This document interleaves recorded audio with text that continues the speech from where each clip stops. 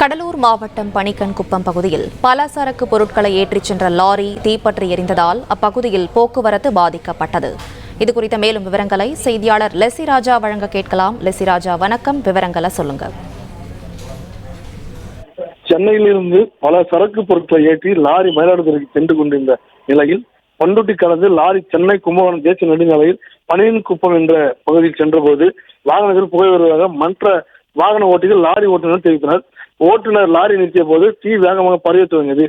மிக வேகமாக தீ பரவிய லாரி முழுவதுமாக தீ எரிய துவங்கியதால் சென்னை கும்பகோணம் தேசிய நெடுஞ்சாலையில் இரண்டு பக்கம் போக்குவரத்து நிறுத்தப்பட்டது.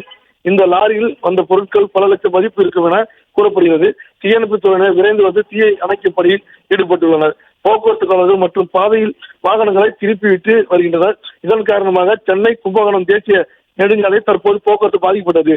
தீ விபத்துக்கான காரணம் என்ன என்பது குறித்து போலீசார் விசாரணை மேற்கொண்டு வருகின்றனர். சாலையில் லாரி தீப்பற்றிய சம்பவம் அப்பகுதியில் பெரும் பரபரப்பு காணப்பட்டது. பிளே ஸ்டோர் மற்றும் ஆப் ஸ்டோரில் இருந்து பாலிமர் செயலியை QR கோடு மூலம் பதிவிறக்கம் செய்யுங்கள்.